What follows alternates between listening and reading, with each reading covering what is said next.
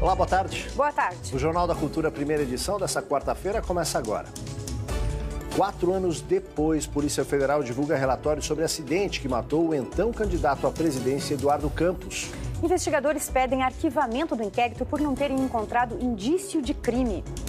Uma campanha de 45 dias e sem dinheiro das empresas. O que muda na corrida eleitoral deste ano e como se preparar para a inevitável escolha que teremos de fazer no próximo dia 7 de outubro. Pode ter dinheiro a mais para chegar aí na sua conta, viu? Receita libera consulta ao terceiro lote de restituição do imposto de renda e o PIS/PASEP começa a ser pago hoje. Como você se prepara para a velhice? Quanto antes começar, melhor. Por causa do aumento da expectativa de vida e da queda na renda, cada vez mais brasileiros buscam uma alternativa de trabalho para quando a terceira idade chegar. O Senado argentino vota hoje a descriminalização do aborto até a 15ª semana. O país pode se tornar o terceiro da América Latina a permitir a prática. Ondas de calor que provocam incêndios gigantescos no hemisfério norte e mudanças no regime de chuvas no sul são consequência direta das mudanças climáticas. E ainda vem muito mais por aí.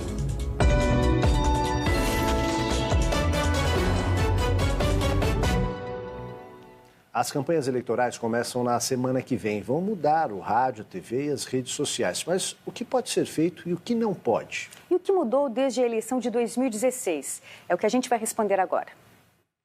Para a campanha deste ano, as redes sociais prometem ser uma fonte de informação. Que é o que está mais fácil, mas é o que eu não vejo televisão quase. Vejo só, fico no celular o dia inteiro. E na internet você consegue pesquisar muito mais sobre o candidato. Eu pretendo acompanhar mais em discussões pela televisão e pelo rádio. A campanha eleitoral começa dia 16 de agosto. No dia 31, TVs e rádios passam a transmitir o horário eleitoral gratuito, que segue até o dia 4 de outubro, 3 dias antes da eleição. Neste ano, as campanhas não poderão mais ser financiadas pela iniciativa privada. As doações, limitadas, devem ser feitas em sites de candidatos registrados pela Justiça Eleitoral. A internet também pode receber propaganda, exceto de banners, o que inclui e-mails, desde que o eleitor esteja cadastrado, e é obrigatória a opção de cancelamento. Também estão liberados os adesivos em carros e imóveis particulares, usar bandeiras em vias públicas, desde que não atrapalhem os pedestres, o uso de carros de som, tudo claro, respeitando as regras eleitorais. Não pode pintar muros, nem os particulares, usar cavaletes em vias públicas ou jogar santinhos nas ruas, nem no dia da eleição. Estão proibidos também os brindes como camisetas, chaveiros e bonés. Uma das novidades nesse período eleitoral é o tempo. Se antes as campanhas duravam cerca de 3 meses, agora não passam de 52 dias. Um dos motivos é o custo. Sem o financiamento de empresas, os gastos prometem ser bem menores. E também a novidade são os gastos das campanhas. Tem que ser feito gasto de campanha pelos partidos de 30% também para as candidaturas femininas, para não serem candidaturas fantoches. Começou nessa quarta-feira o pagamento do PIS/PASEP. Cotistas de todas as idades com conta corrente na Caixa Econômica Federal ou Banco do Brasil que estiverem com cadastro atualizado vão receber o depósito automaticamente, não precisa ir até a agência. De acordo com o Ministério do Planejamento, nessa segunda etapa de pagamentos, mais de 6 milhões de pessoas serão beneficiadas e o valor total chega a 5 bilhões e meio de reais. Tem direito ao PIS/PASEP, só lembrando, quem trabalhou com carteira assinada na iniciativa privada ou foi servidor público civil ou militar entre 1971 e 1988. O valor médio a ser pago a cada beneficiário é de R$ 1.375. O aumento da expectativa de vida e a necessidade de complementar a renda da aposentadoria tem feito muitos brasileiros voltarem ao mercado de trabalho ou planejarem uma nova carreira para continuarem ativos após os 60 anos. A sabedoria que vem com os cabelos brancos é muito útil na nova profissão da Cristina. Desde que se aposentou como funcionária pública há 7 anos, ela atua na área da saúde. A psicologia ajuda em 2 frentes, manter a mente ativa e o padrão de vida. Eu, como todo aposentado, tenho uma porcariazinha de aposentadoria, não me sustenta. Eu não sou de luxo, mas nem que fosse uma vida realmente simples, ela seria ali no limite. O ideal da relação de trabalho e envelhecimento é que se mantenha trabalhando, mas com permissão para se adaptar. Então, carga horária reduzida, função modificada. A relação de trabalho e envelhecimento se acentuou com a crise que atingiu o país nos últimos anos. O número de pessoas acima de 60 anos que voltaram a trabalhar subiu 8% no primeiro trimestre deste ano, com comparação ao mesmo período do ano passado. Mas o salário médio nessa faixa etária recuou quase 5% no período. Outro dado que acendeu o alerta sobre a situação dos idosos no Brasil veio da última pesquisa do IBGE. Daqui a 15 anos, o país terá mais velhos do que crianças. E até 2060, 1/4 da população deverá ter mais de 65 anos. Envelhecer aqui no Brasil tem se transformado num problema muito relevante. As pessoas aqui estão envelhecendo e junto elas empobrecem. E empobrecem na fase em que os cuidados com a saúde exigem mais do orçamento das famílias. Por outro lado, com a expectativa de vida aumentada, muita gente pretende continuar trabalhando. Pensando nisso, o casal Ana e Léo decidiu se antecipar ao futuro. A idade vem chegando e a situação de quem pretende se aposentar vai se deteriorar. Vamos ter que trabalhar mais tempo e ganhar menos. A preocupação se transformou em estímulo. Há 1 ano e meio, a habilidade dela na fabricação de doces, geleias e pães e o tino comercial dele vem dando forma ao negócio que provavelmente será a nova carreira do casal. Eu não consigo me imaginar parada aos 60 anos. Não falta tanto assim, né? Eu tenho muitos amigos com 70, 75 anos que trabalham sim para continuar mantendo a qualidade de vida da família, o sustento da família, mas também porque gostam de se sentir ativos. Viver muitos anos vai exigir que você tenha muito recurso financeiro. Você não pode esperar que o envelhecimento bata a sua porta para ter que lidar com ele, porque isso vai te pegar bem menos capacitado. E por isso, pensar em uma nova profissão após os 60 anos pode ser um pouco tarde demais. Especialistas em envelhecimento populacional afirmam que é preciso começar o planejamento aos 40 e ter em mente que uma nova carreira é um projeto que depende de tempo, educação e investimento financeiro. No Brasil, como não existem políticas públicas para incentivar a permanência dos mais velhos no mercado de trabalho, se reinventar após a aposentadoria não é uma tarefa fácil. Mas os que conseguem investir em uma nova profissão tendem a ganhar qualidade de vida na terceira idade. Semana que vem vamos mostrar o que as famílias têm feito para lidar com as dívidas. Já está liberada a consulta ao terceiro lote do Imposto de Renda 2018. As restituições somam mais de 3 bilhões de reais. Os valores serão pagos no dia 15 de agosto para quase 3 milhões de contribuintes. Esse lote inclui restituições residuais de 2008 a 2017. Para saber se você teve a declaração liberada, acesse o site da Receita Federal na internet ou ligue para o Receita Fone. A inflação de julho desacelerou e ficou em 0,33%, quase 1 ponto percentual abaixo da taxa de junho. A queda brusca de um mês para o outro foi reflexo da greve dos caminhoneiros, que fez os preços dispararem com o risco de desabastecimento. Segundo o IBGE, no mês passado, alimentação, vestuário e educação foram os principais responsáveis pela queda do IPCA. Já habitação e transportes foram os itens que pressionaram o bolso do brasileiro. No acumulado de 12 meses, a inflação oficial do país ficou em 4,48%. A meta em 2018 é manter o índice em 4,5% ao ano. O estudante francês é resgatado da Serra dos Órgãos, no Rio de Janeiro, depois de ficar perdido por 5 dias. Marc Meslan passou a noite num abrigo na mata depois que os bombeiros o encontraram numa região de difícil acesso chamada de Vale da Morte. Marc Meslan foi encontrado ontem à tarde, mas o resgate dele demorou 7 horas. Ele estava num local de difícil acesso e com temperaturas próximas de 0 grau. Segundo os bombeiros, ele estava ferido depois de uma queda, mas conseguia andar. O francês, de 22 anos, é estudante de veterinária e está no Brasil para fazer um estágio. Ele entrou no Parque Nacional da Serra dos Órgãos na quarta-feira passada para fazer sozinho a trilha entre Petrópolis e Teresópolis. Na sexta-feira, ele ligou para o 190, dizendo que estava perdido. Desde então, o Corpo de Bombeiros e o Instituto Chico Mendes começaram as buscas. Uma equipe de 80 pessoas se dividiu em várias trilhas numa área de 300 quilômetros quadrados. O estudante e a equipe de resgate passaram a noite num abrigo na serra. A trilha até a entrada do parque deve durar 6 horas. Segundo o consulado da França, os pais do jovem devem chegar hoje ao Rio de Janeiro. Hoje é o Dia Nacional de Controle do Colesterol e tem campanha nos trens de São Paulo. O repórter Eduardo Campos conta pra gente. Boa tarde, Eduardo. Tudo bem, Ana? Boa tarde a todos. Eu estou aqui na estação Brás da CPTM, no centro de São Paulo. Até às 3 da tarde, quem passar aqui pela estação vai poder fazer um exame de teste de colesterol alto. O exame feito na hora, o resultado também sai na hora. Quem tiver esse colesterol alto vai poder se consultar com os médicos que aqui estão, que vai receber toda a orientação. Tem um dado bem interessante, ó, 1 a cada 10 brasileiros adultos nunca mediram o colesterol e 7 a cada 10 pessoas só fizeram esse teste do colesterol só depois dos 45 anos de idade. Eu estou aqui com o doutor Fernando Costa, ele que é diretor da Sociedade Brasileira de Cardiologia. Doutor, muito boa tarde para o senhor. Qual que é o risco de ter colesterol alto, hein? Muito boa tarde, sim. O colesterol elevado, ele é um dos principais fatores para o desenvolvimento da aterosclerose e pode, na sua evolução, culminar ou provocar infarto ou derrame. É muito importante o controle. A gente vê aqui várias pessoas fazendo esse exame, mas cada indivíduo tem um índice certo para o colesterol, né? Claro. Em relação ao LDL colesterol, que é o colesterol ruim, cada indivíduo, dependendo das suas patologias ou das suas condições, tem um número próprio.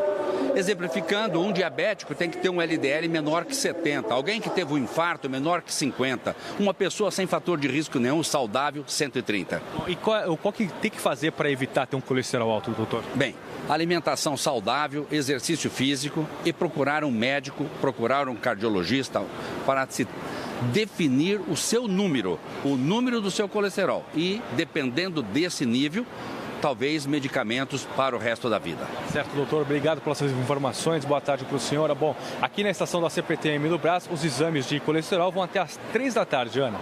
Obrigada, Eduardo, pelas suas informações. Aldo. A Polícia Federal termina inquérito sobre a queda do avião que matou o ex-governador de Pernambuco, Eduardo Campos, e descarta a ocorrência de crime no acidente. No inquérito apresentado à família de Eduardo Campos e dos pilotos do avião, a Polícia Federal lista 4 causas possíveis para a queda do jato executivo após uma tentativa mal-sucedida de pouso em Santos, no litoral paulista, em agosto de 2014.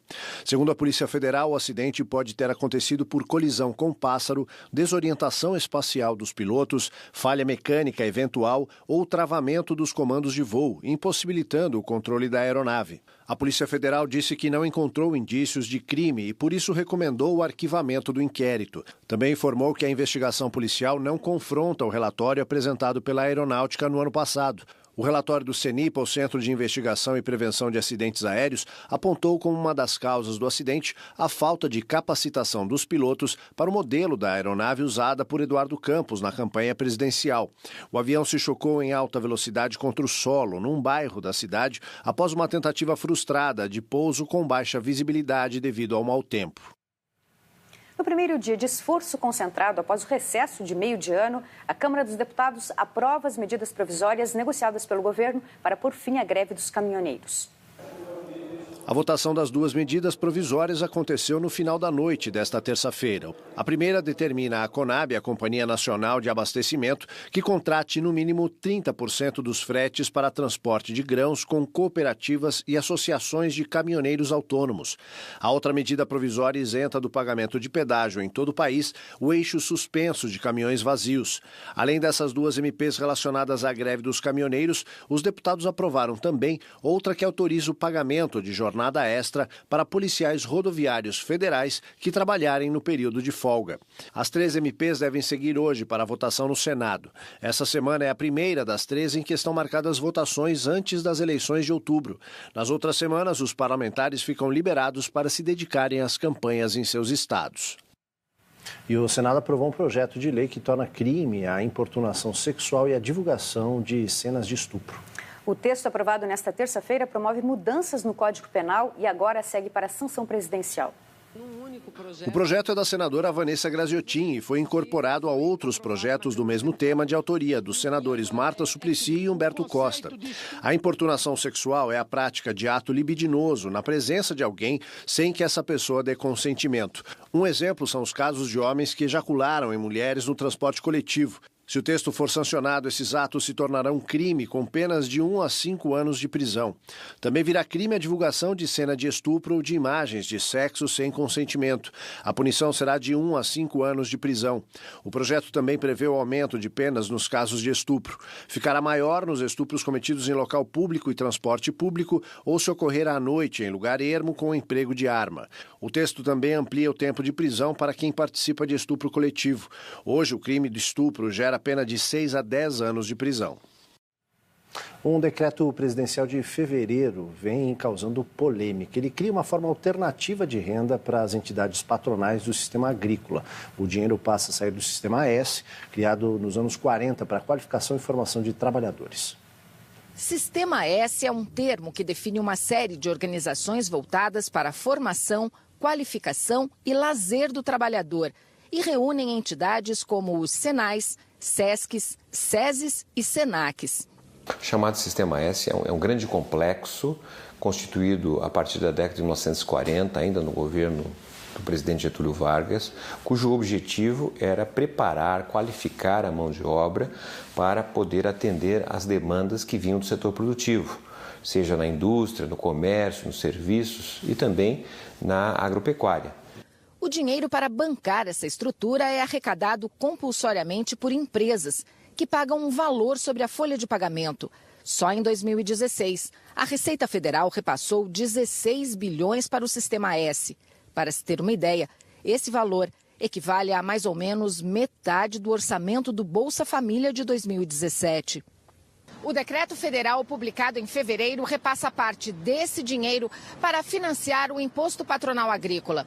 A polêmica é que o acerto foi feito entre entidades empresariais e o governo federal após a aprovação da reforma trabalhista, que acabou com o imposto sindical.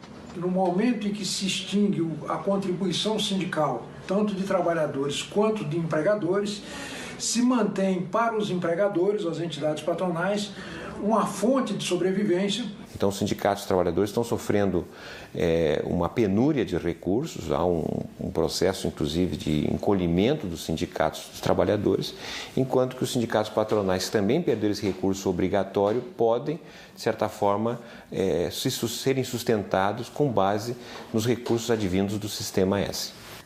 Com o decreto, o Senar, Serviço Nacional de Aprendizagem Rural, é obrigado a passar 5% do seu orçamento para a Confederação da Agricultura e Pecuária do Brasil. Essa fonte de recursos já existe em outros setores. A CNI, a CNC e, mais recentemente, a CNA passaram a ter essa prerrogativa de receber recursos do Sistema S como remuneração pelo fato de as entidades patronais administrarem esse sistema. E esses recursos do sistema, que são arrecadados de toda a sociedade por intermédio da folha ou do faturamento, no caso do Senar, devem se destinar prioritariamente, ou melhor, exclusivamente, para a formação e qualificação dos trabalhadores que pertencem a esse sistema, e não para financiar entidades sindicais, patronais, como tem ocorrido nos últimos anos. A seguir, ondas de calor que provocam incêndios gigantescos no hemisfério norte e mudanças de regime de chuvas no sul são consequência direta das mudanças climáticas e ainda vem muito mais por aí. Na Argentina, a disputa acirrada no Senado durante a votação da descriminalização do aborto. A gente volta já.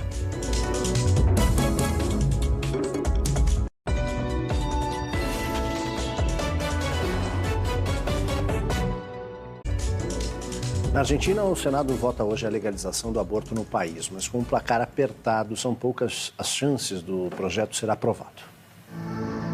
A votação sobre legalizar a interrupção voluntária da gravidez até a 14ª semana de gestação está sendo acompanhada de manifestações a favor e contra o projeto de lei aprovado em junho na Câmara dos Deputados da Argentina por uma diferença de apenas 4 votos. A Polícia de Buenos Aires dividiu a praça dos dois congressos em frente ao Senado com espaços para os manifestantes de azul e ativistas religiosos contra o aborto e do outro os manifestantes de verde, as ativistas feministas que defendem a causa. Se for aprovada no Senado, a lei fará da Argentina o terceiro país da América Latina a legalizar o aborto, depois de Uruguai e Cuba. O texto em debate ainda prevê detenção de 3 meses até 1 ano à gestante com 15 semanas ou mais de gravidez que pratique o aborto. Mas o placar apertado da Câmara pode se repetir, já que há 37 senadores contra o projeto e 31 a favor, com 2 indecisos, uma abstenção e uma ausência, segundo o levantamento do jornal La Nación. Se essa projeção se confirmar, o projeto não será aprovado e o texto pode ser alterado para reduzir de 14 para 12 semanas o período do aborto legalmente aceito. A votação em Buenos Aires continua neste momento e pode se estender por todo o dia. Se aprovado, o texto segue para a sanção do presidente Maurício Macri. Um ativista da oposição na Venezuela assume a autoria do atentado contra o presidente Nicolás Maduro no último sábado. Outros suspeitos estão presos.